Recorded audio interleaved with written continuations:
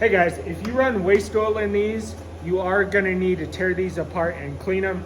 I'm gonna do a real quick video on how to do that. So first you're gonna need to make sure that your heater is off and is cooled down so you can touch it.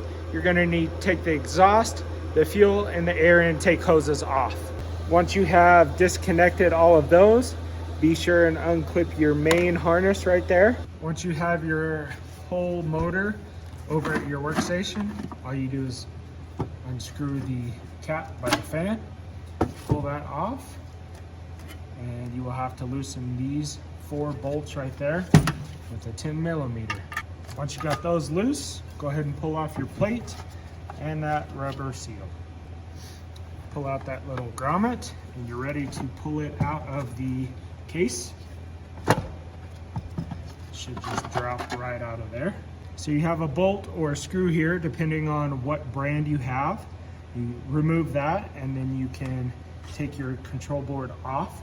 You're going to need to unplug your glow plug, which is the thicker wires, and then your heat sensor. And then once you do that, I always leave my fan hooked up. That way I don't mix up the fan and the heat sensor. And then you can go ahead and get an Allen for the fan bolts. I'm using a 5/32 right here. I believe it's actually something like a 4mm or something along those lines. Zip those 4 bolts out, and then you can pull apart your fan and set it off to the side. You will have that gasket right there.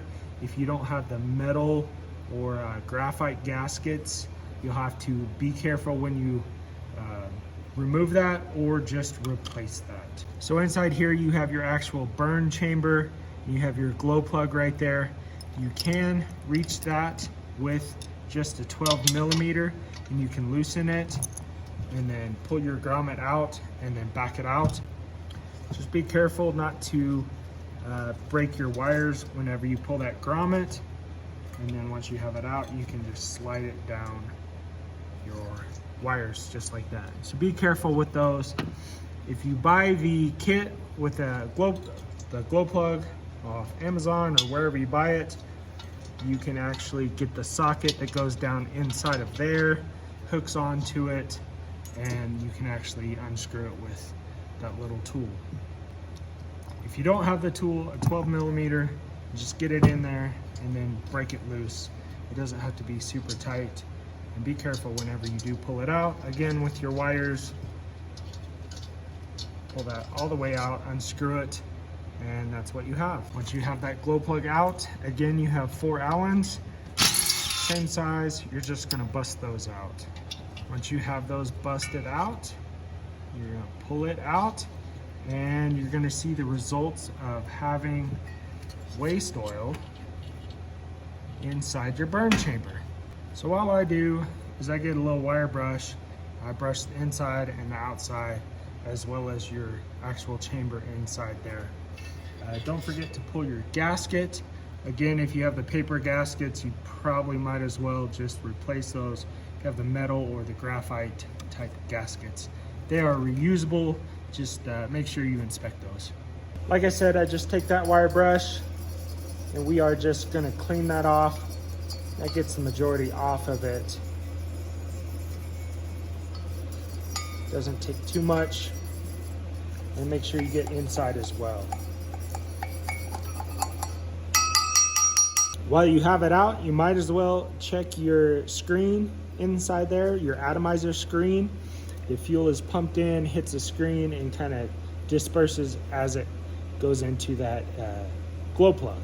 So if you need to replace that, go ahead and do so at this point. Also, if you're running waste oil, I found that a pick like this can get down inside just past that baffle, and you can scrape it out, and you can get just that little bit extra that's down inside there. Because if you're burning waste oil, that ash is gonna be down inside there. For extra precaution, if you want it really clean, get you some of that Smell Good. Spray it down inside there, get you down inside where the glow plug goes, and make sure it's all cleaned out there. If you're losing heat all that soot that's built up inside there is an insulator. So if you're losing heat, especially in your combustion chamber, it's not going to reach the outside cooling fan. So when that air blows across here, it's going to lose a lot of heat that's just going out your exhaust. And you can see that exhaust is somewhat plugged up also. Take that wire brush, go inside here, get all your fins out, get them all brushed out, and make sure you dump it. Get them all nice and clean. If you don't have a wire brush that has a brush on the end, on the tip, you're gonna bottom out. So I use just something that's been ground down. Now make sure and get all in between the bottom of the fins where I've missed, and then scrape the very bottom as well.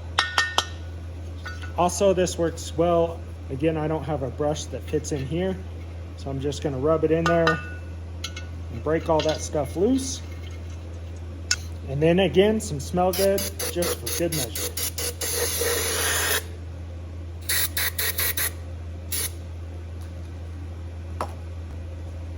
Once I'm done spraying it, I hit it with a propane torch real quick just to dissipate any leftover starting fluid.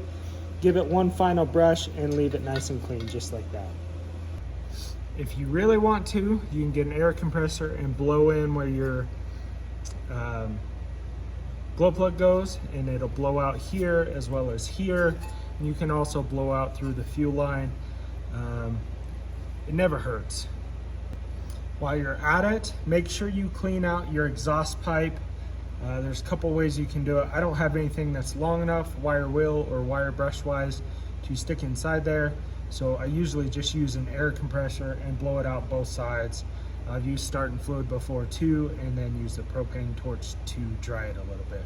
But make sure that's clean right after you clean everything here. If you don't clean this and it doesn't get the exhaust out, this is gonna suit up on you again. Once you get it all clean, go ahead and put it back together with your gasket in place. And then you're gonna put your combustion chamber, your burner, sorry, back in your combustion chamber. Make sure you get this little grommet lined up to drop in there so that it seals, and then make sure that fuel line is lined up. Once you get that in there, put your 4 bolts back in. Once you put your 4 bolts back inside there, doesn't take a whole lot of torque. Do not wrench those down. Go ahead and get your glow plug, and then you can screw that back down.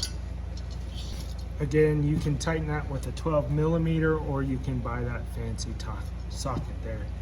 Then go ahead and put your grommet back on there.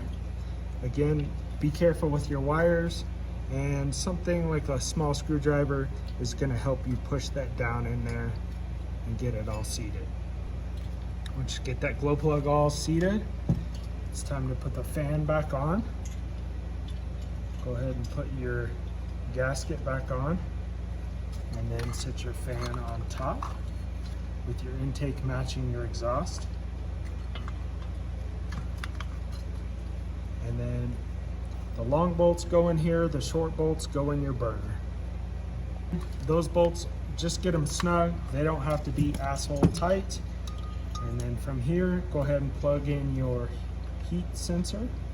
It's on top of your chamber. And then you can plug your glow plug back into the other side. And then you can drop your ECU or your control board right back on, and then put your bolt right back here, or your screw, depending on your model. Once you got everything back together, it's time to drop it back in your case. And when you put it back in your case, you're going to see these little tabs right here on both sides, and they have a little spot inside the case to fit in. So once you get that, then you can go ahead and put that grommet on this side as well. Make sure it fits all nice and tight. Again, seals properly, just like that. I had a little trouble. And then go ahead and put your top case back on it, and then grab your little they call that an air filter, and screw it back on so everything stays nice and tight. And we're ready to reassemble the bottom of it. So you're gonna take your rubber gasket, it's got a little spot for the fuel hose, the fuel line, and drop it on there, and the plate does too. So it is dummy proof and you can't mess that up. You get your 4 bolts or your nuts, and if you over tighten them, you'll end up like me, where they just become a bolt and a nut, a stud and a nut. Go ahead and tighten those 4 down, and then we're ready to go install it. So we got it back together. Guys, be careful with the ends of the exhaust hose. It's not a real thick metal, so it can deform very easily. But go ahead and tighten up your exhaust, your fuel, and your air intake. Make sure you don't have any fuel leaks. That's a good point to check all those. Make sure retighten anything if you need to.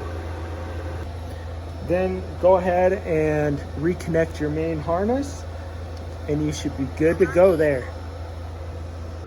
All right, once you get it settled to temperature, your chamber should be running pretty hot. We're at 340, and then our actual sensor is saying 428. So we know we have a good burn between 400 and 450 with that sensor on the chamber, because it sits flat and gets a really good reading on that. But there you go. There's a step-by-step. Hit that follow, hit the like, give me a thumbs up. We'll see you guys later.